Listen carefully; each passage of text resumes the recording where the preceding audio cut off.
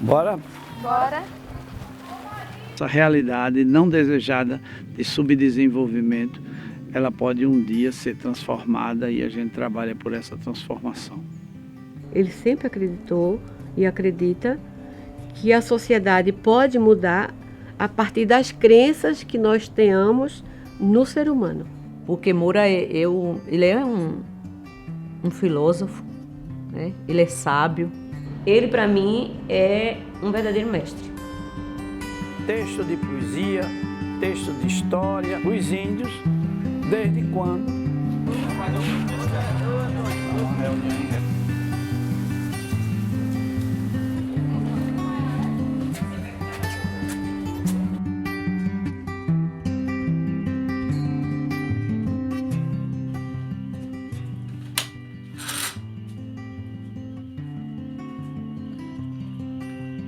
O meu nome é Maria José da Silva Alves, do Sítio Agostinho, apelido de Maria da Goma. Faz 37 anos que moro aqui no mesmo local. A minha rotina é mais levantar e correr para a roça, arrancar mandioca, levar para casa de farinha, raspar. E eu mesmo é quem puxo o motor, eu mesmo é quem servo, imprenso, tiro goma, mexo a farinha também e faço o beiju. E a roça, quem apranta, não deixa ninguém fazer uma planta minha, só eu que apranto. Quem aplanta o milho, o feijão, todo legume, só confio no meu veneno. Fiz 1 ano e 6 meses de curso, aí no certa, só na luta, só batalhando. Aí sempre eu queria desistir, seu Moura não deixava, chegava no meu pé, tudo que fazia, sempre eu ganhei já ganhei um monte de prêmio ali no certa. Aí mais de vida é seu Moura, mas se não fosse seu Moura, eu estava lá embaixo no fundo do poço.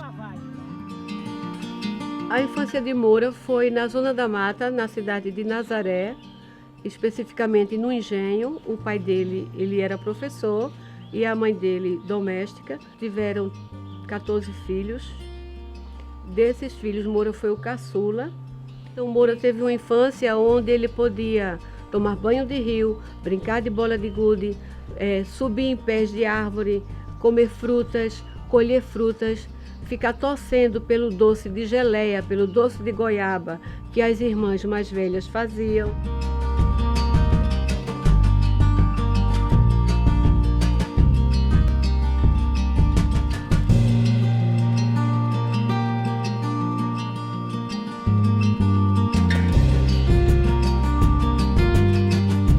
Conheci Moura na década de 80 e a primeira relação que eu tive com o Moura assim, na época a gente trabalhava num centro chamado Secapas, que ele também fez parte, que era o Centro de Acompanhamento aos Projetos Alternativos da Seca. Eu fui convidado para ser o coordenador pedagógico desse centro. O primeiro impacto que eu tive com o Moura não foi bom.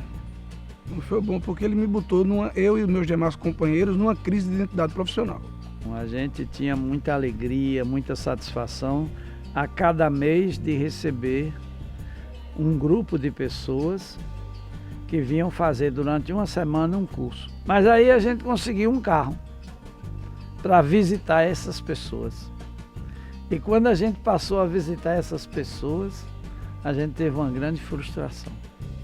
E a frustração foi ver que o pessoal não conseguia pôr em prática aquilo que aprendia com a gente.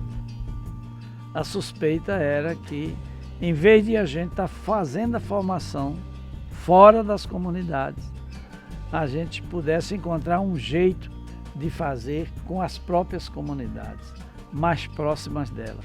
E Moura chega provocando tudo isso na gente, questionando essa coisa, mostrando para a gente que o problema não estava unicamente na tecnologia, né? A gente precisava conhecer algo mais, muito mais profundo. E aí, a ideia de criar o certo.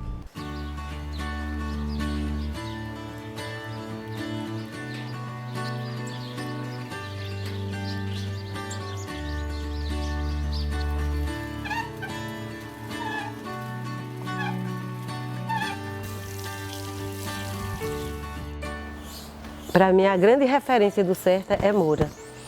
Então, Moura, ele, ao longo da sua vida, como filósofo e teólogo. Então, essas experiências acumuladas, ele disseminou no CERTA. Ele disse que o CERTA não é uma entidade, é um espírito. Então é muito forte isso, né? Eu até brinco, eu digo, o espírito que Moura fala é a nhaca, né? O CERTA tem um cheiro, tem um jeito, tem alguma coisa que encanta, que atrai as pessoas. O CERTA é o Serviço de Tecnologia Alternativa. Nós somos uma organização da sociedade civil, né, de interesse público, temos um título de OCIP.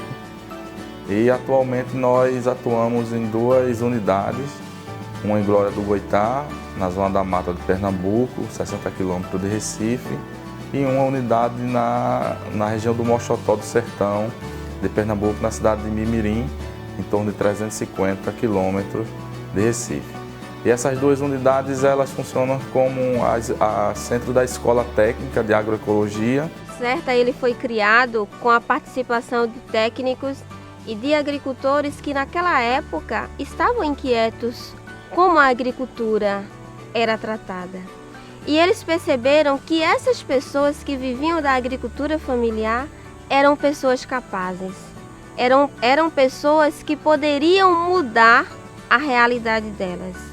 Para isso, era necessário conhecimento. E por que não criar uma escola que pudesse dialogar com o conhecimento empírico e com o conhecimento científico, com o conhecimento prático e teórico? O certo vem daí, sabe?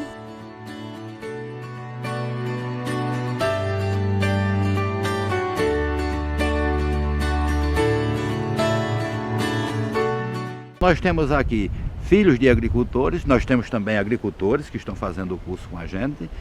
Nós temos gente que já terminou, inclusive, o curso superior em uma universidade, numa faculdade, que querem vir fazer o curso técnico com a gente porque acha que é importante e acha que o curso técnico, ele tendo o curso técnico, é capaz de ser um agente transformador na sua comunidade, e eu acho que isso é o mais importante, independente até da formação anterior que ele teve, né? E pessoas que têm compromisso com a vida, com o meio ambiente, né? Que por si só, por esse compromisso, já é um elemento extremamente agregador. O CERTA parece que a isca é a tecnologia, porém aqui é de uma dimensão muito maior.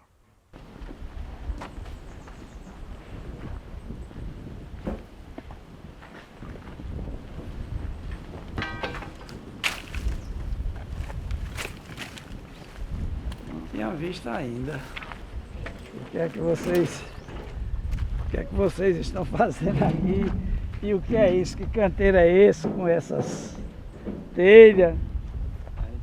Com isso aqui? O que é que vocês estão fazendo com esses Acabou de tirar a terra boa da composteira, peneiramos, que é aquela terra lá que tá boa. E agora a gente tá botando mais resto orgânico para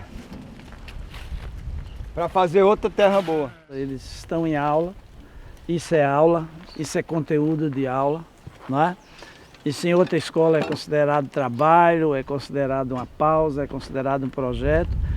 Para nós aqui no curso ela é currículo, ela faz parte, ela constitui, ela é elemento fundamental da aprendizagem, né?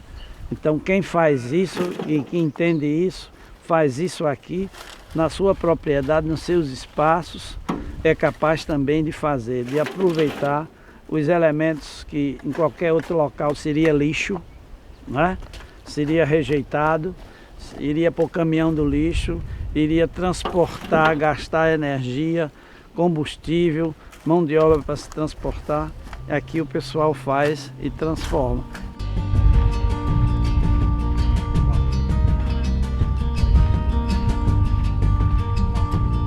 Que processo é esse? Que dinâmica é essa de usar as telhas nos canteiros? A telha é para esfriar o canteiro e para que embaixo dela possa criar a vida dos micro-organismos.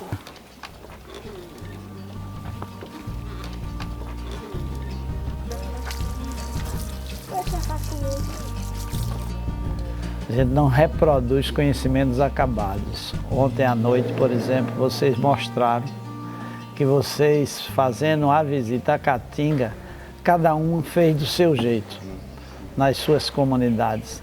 Vocês reconstruíram o conhecimento. Vocês deram a essa construção a forma própria de cada um de vocês, né? Se a gente fosse reproduzir conhecimento, vocês iam fazer as coisas como nós fazemos, simplesmente copiando, muitas vezes sem saber se vocês tiveram a compreensão ou não.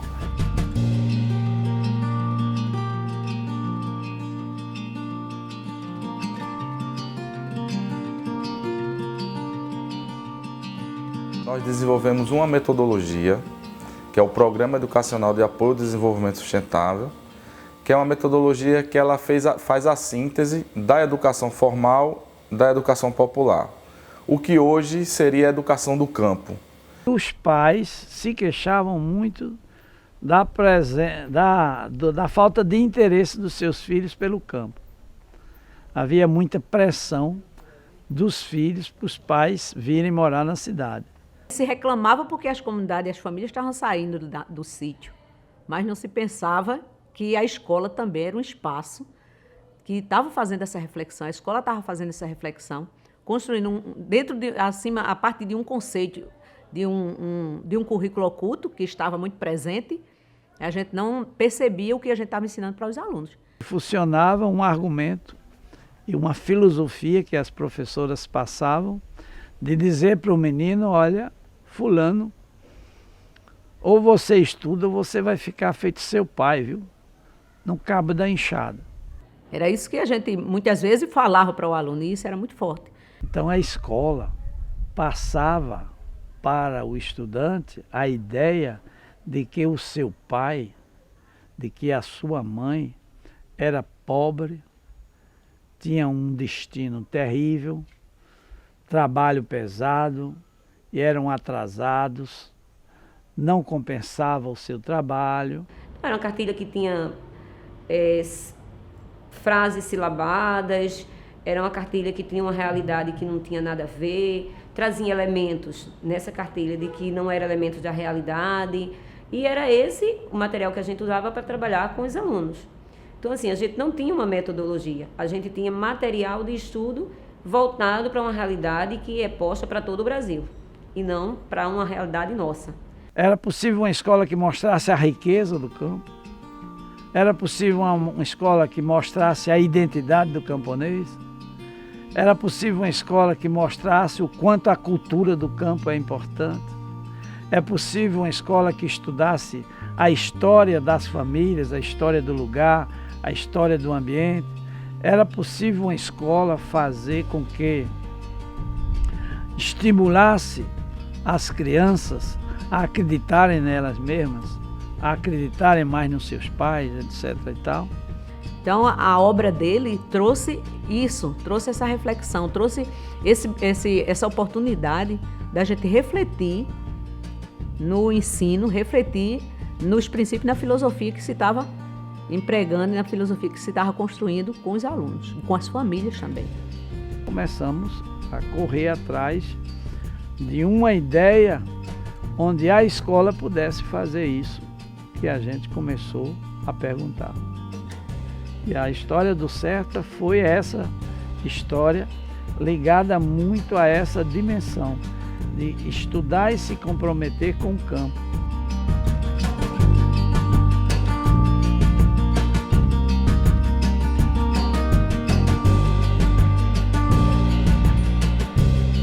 A metodologia do CERTA, né, juntamente com esses valores que Moura tem tão assim fortemente na ideologia, né, na sua forma de trabalhar, de pensar, na sua história, na sua experiência com a educação popular, isso fez com que ele resgatasse realmente a nossa dignidade. E a gente começou a se perguntar, eu não sou uma professorinha de escola do campo, eu não sou uma professora incapaz, eu não sou menos competente do que uma escola da cidade, eu sou uma profissional competente, eu sou capaz. Né? E isso fez com que a gente também olhasse o nosso aluno do campo com outro olhar. Então, o aluno do campo, a gente começou a entender e a perceber que ele tinha muito conhecimento. Aquele aluno que estava ali anos repetindo a 3ª série, na época a 2ª série, e a escola insistia em dizer que ele não sabia matemática, a escola insistia em dizer que ele não sabia português. E na metodologia da PEADES, ela trabalha muito, ela busca muito essa questão da contextualização e de trabalhar com o nosso aluno a partir do conhecimento que ele tem, a partir da realidade dele. Eu fui aluna da 2ª turma de ADL do CERTA, né? E uma das coisas assim que foi muito importante nessa formação é a forma como eles nos faziam assim, como eles nos ensinavam, porque a gente vem de um modelo de escola que é super tradicional, que a gente tem que aprender as fórmulas, que a gente tem que ficar calado, que a gente só fala quando o professor pede. É um modelo que, né, é como se botasse você numa caixinha, né, todo mundo naquele padrãozinho. Então, uma das coisas que foi mais surpreendente é que no CERTA eles queriam que a gente falasse. Então, a gente vem de um modelo de escola, que a gente tem muita timidez, que a gente não é acostumado a falar no microfone, né, a ter nossa opinião, ter nosso ponto de vista. E acho que uma das coisas assim, que foi mais surpreendente no processo de formação do CERTA é que eu costumo dizer que é como se na escola a gente enxergasse o mundo assim, né? E quando a gente chega no CERTA, abre, né? Ele amplia o olhar. Além de ser um curso técnico profissionalizante, é um curso que leva você para ser protagonista da sua história, né? Ser uma pessoa que pensa as coisas com mais facilidade, tenha mais clareza nas suas ideias.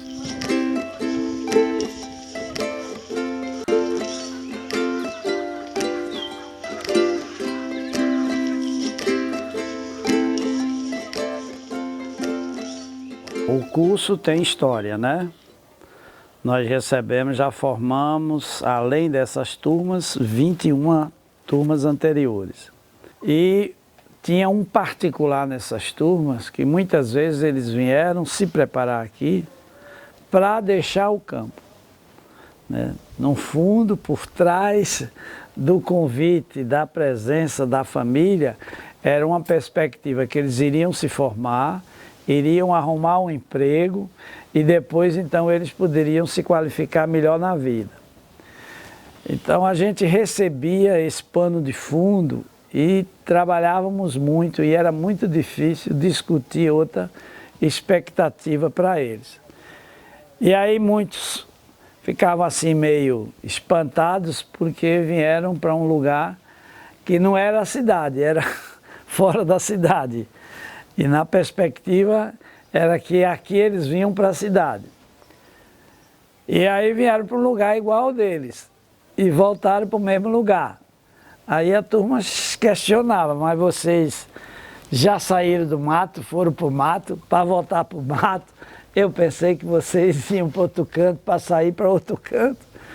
E aí a gente ia construindo a ideia que o nosso curso não era para as pessoas saírem do lugar que estavam, mas eram para as pessoas mudarem o lugar onde estavam, né? Então as primeiras turmas foram muito caracterizadas por esse perfil. Quando chegamos aqui, eu vinha com o pensamento que ia ser esse curso assim tinha sido indicado já. Mas a gente chegou aqui no domingo, quando foi na segunda de manhã, entregaram aqui uma enxada a gente aqui, como estava aqui bem 2 anos aqui que estava sem estudante, aí tinha um mato ali. Entregaram lá uma enxada pra gente e disse, ó, vamos arrancar esses matos aí. E a gente conversando com a turma, e digo, gente, nós viemos aqui para arrancar mata. Se fosse para arrancar mata, a gente tinha ficado lá mesmo. A gente já sabe fazer isso. Mas foi passando os dias e a gente foi vendo que o aprendizado é bastante rico e com esse curso aqui as coisas vão bastante para frente. E chegando em casa. Quando eu passei a primeira semana aqui, eu cheguei em casa, eu já contei essa história aqui umas vezes aí, é bastante interessante. Que eu tinha o costume em casa de, quando me levantava da cama, do jeito que eu me levantava, lá mesmo deixava. Não forrava, não ajeitava um mosquiteiro, não ajeitava nada. Deixava pra lá, era desse jeito. E quando cheguei aqui, teve que me virar, tive que ajeitar a cama. Aí quando tomamos café aqui e almoçamos, aí tá aquela bacia ali, eu não sabia nem aquele sistema ali como era que usava ali. Não, o negócio aqui tem que lavar o prato. Sujou, limpou. Digo, e é assim, é. Aí passamos essa semana aqui desse jeito. Quando cheguei em casa na sexta-feira à tarde, aí meu e minha mãe e minha irmã fomos jantar. Aí quando terminamos de jantar lá, eu peguei meu prato, meu copo lá, cheguei na pia, lavei, botei lá no canto. Aí mãe ficou olhando pra eu assim, minha irmã, ficaram quieta. Voltei, aí fiquei por ali, saí. Quando foi de manhã, mesma coisa. Aí me levantei da cama, aí no costume daqui do certo, eu já levei pra lá, já ajeitei minha cama, ajeitei o mosquiteiro lá e tal. Me levantei e fui tomar meu café. Aí, quando terminei o café, aí peguei o copo, o prato, lavei, botei lá de novo. E mãe só manjando, né? E ela quieta. Quando foi no almoço, tinha acabado de chegar do centro, aí ela, chega a almoçar, aí almocei lá e tal. A mesma coisa. E aí já vi que ela quis dizer alguma coisa, mas ficou quieta. Quando foi no jantar, quando foi no jantar, eu peguei o prato novamente, fui na pia, lavei. Ela disse, epa, peraí, que negócio é esse? O que foi que fizeram com você lá nessa semana lá? Que não acho que fizeram uma lavagem em você por dentro aí, que não é a mesma pessoa que você saiu daqui não. Você era uma pessoa que a gente era limpando e você já vindo e bagaçando atrás. Então, filho, o que foi que fizeram com você? Aí eu expliquei o curso como era e tal, mas nossa, pois o curso já vi que lá é bastante interessante. E aí minha irmã estava assim de lado. Aí ela disse, olha, e você, minha mãe com minha irmã, né? E você pode se preparar que quando você terminar aí o ensino médio, você vai para lá também. Esposas, parentes, o que é que você fez com o meu filho? O que é que você fez com o meu marido?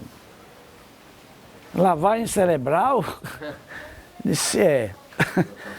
Só que é outro estilo de lavagem cerebral. Porque normalmente o que a gente entende por lavagem cerebral é aquilo que você empurra na cabeça dos outros, que você repete, né? E leva as pessoas a repetirem, a reproduzirem o que você falou, né? É aquela pregação sistemática de ideias que vêm de fora. A gente faz exatamente o inverso desse tipo. A gente tira de dentro da cabeça. A gente cria condições para que os estudantes possam revelar sua palavra, seus sentimentos, seus pensamentos, qualquer que sejam eles, né? Não tem que ser bonito, não tem que ser grande, não tem que ser poético, não tem que ser alto, tem que ser baixo, é a palavra dele.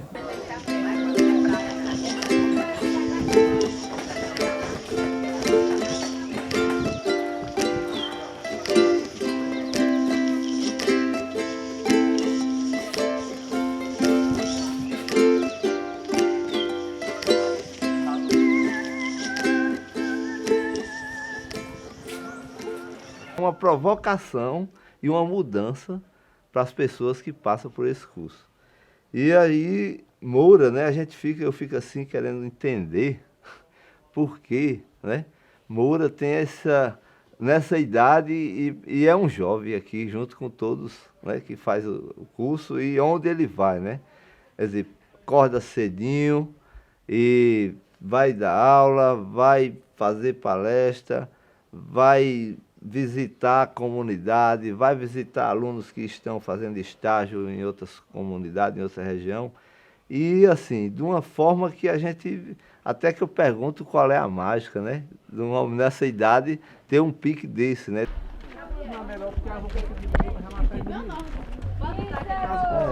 Sorriam. Estou sendo filmado. Vanessa já está sorrindo.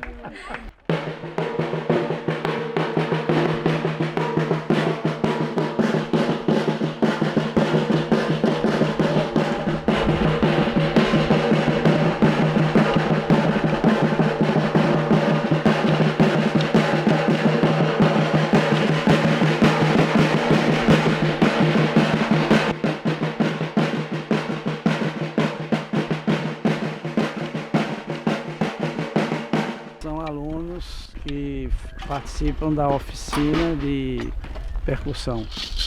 Todas as 5 horas da tarde, durante a semana de imersão, eles praticam aqui. O nosso aluno aqui, que é o líder aí é músico também. E não há rio que eu não atravesse, não há caminho que eu não ande, não há pedra que eu não levante, e não há toco que eu não arranque. Viemos lá das cachoeiras, com a força da natureza.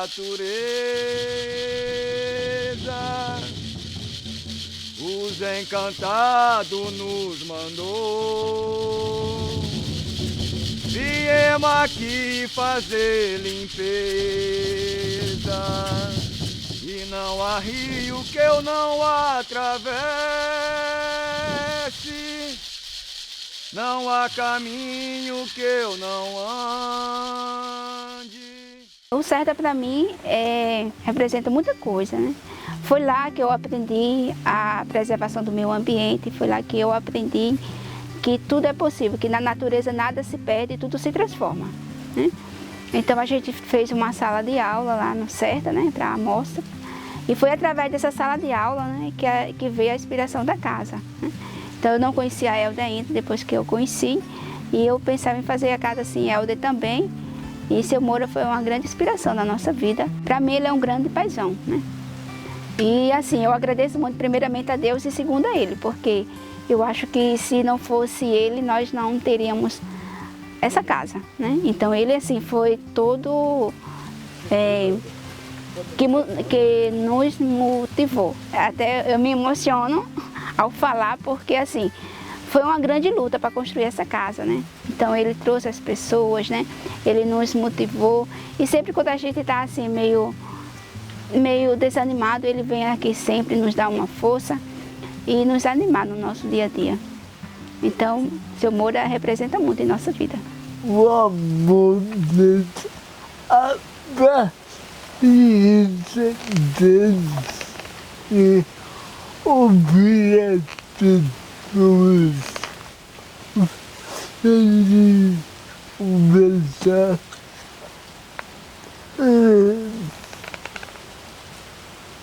Mas maior não dá milhares de pessoas.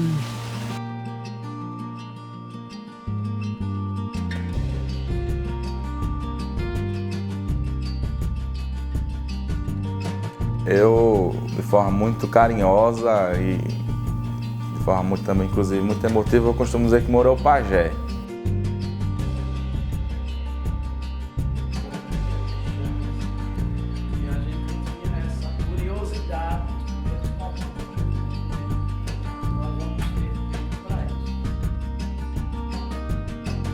Então Moura tem dado essa contribuição histórica ao Serta, a ser esse grande mentor intelectual. É um legado de uma educação contextualizada, que ela dialoga com a vida das pessoas e compreende que essas pessoas são capazes de transformar, independente de qual espaço esteja.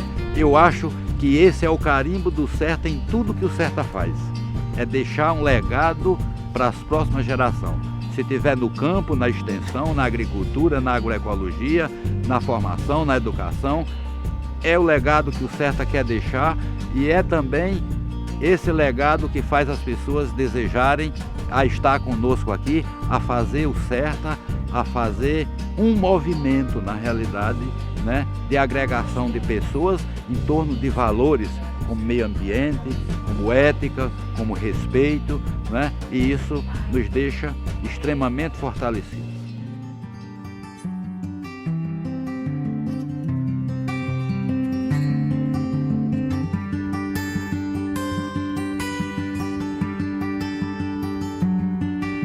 Eu não consigo distinguir o Serta de Moura. Para mim é uma coisa única. Como ele foi fundador do Serta, entende? Ele foi autor de uma proposta revolucionária para a educação do campo. Então, assim, Moura, eu enfatizo cada vez mais que Moura é um condutor de sonhos. A transformação do mundo acontece através das pessoas. E através de qualquer pessoa. Então não existe fulano que tem mais ou menos conhecimento, é o agricultor, todo mundo é ator de mudança. Então, eu quando cheguei no Serta, ele foi uma das primeiras pessoas que acreditou que eu era, né? E durante toda a minha trajetória, com acreditar em tantos espaços que eu tive, eu sempre recebi isso dele e isso me fez me tornar a pessoa que eu sou hoje, né? Ele e o próprio Serta. Para o companheiro Moura, ele não tem problema não, cara. Ele não consegue ver problema. Ele consegue passar uma paz. Quando a gente está conversando com ele no processo, que parece que tudo se resolve não é com recurso financeiro, como muita gente pensa. Ele traz pra gente que se resolve com participação social. Moura é um cara que é um visionário. Bem sério, falando bem sério, é um visionário. Ele, quando a gente está vendo aqui, ele mostra pra gente ver lá na frente. Quando a gente chega lá na frente, ele já está muito mais na frente. Entende? E isso nos encanta porque cada vez mais, eu digo, a relação com o Moura é muito provocativa. Ele tem um jeito de provocar você sem agredir, entende? Mas que deixa você incomodado no processo. Ele sempre acreditou e acredita que a sociedade pode mudar a partir das crenças que nós tenhamos no ser humano, na capacidade que elas têm de mudar, que elas hoje são de um jeito, mas amanhã elas poderão estar aprimorando esse jeito de ser, desde que haja também uma esperança, uma espera e um investimento. Falar de Moura, assim, primeiro como pessoa, né? É uma pessoa maravilhosa, humana. Então, isso aí, por ele ser uma pessoa humana, ele já também passa para a gente consegue construir essa humanização dentro da gente, né? Porque ele escuta, né? A gente aprende a escutar, ele escuta, ele constrói conhecimento junto, ele não traz nada pronto. É interessante que eu acho isso o máximo em Moura. E às vezes até quando a gente está trabalhando junto, a gente me diz assim, o que será que a gente vai fazer dessa vez? Aí alguém diz, será que Moura vai trazer tudo pronto? Eu digo, minha gente, você já conhece Moura. Ele não traz nada pronto. Ele traz algo pensado, né? Algo encaminhado, mas aí a gente pensa junto e aí a gente constrói junto.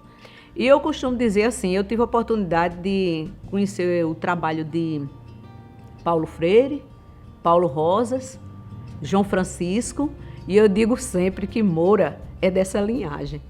E assim, eu fico muito feliz e satisfeita demais de acompanhar o trabalho de Moura, de conhecer o trabalho de Moura, de conhecer Moura, de estar perto de Moura.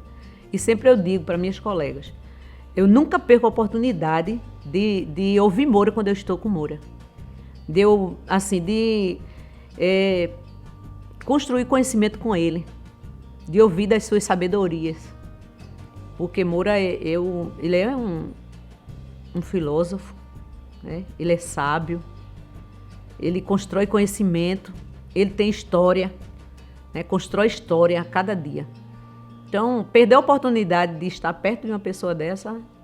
A gente, recentemente, fazendo trabalho com Moura, e a gente olhava de longe e fazia assim, Moura com a idade dessa, com um pique desse, quem está aguentando é a gente. Então, a gente percebe que, assim, ele vive isso que ele acredita. Então, essa vivência faz ele ser o que ele é.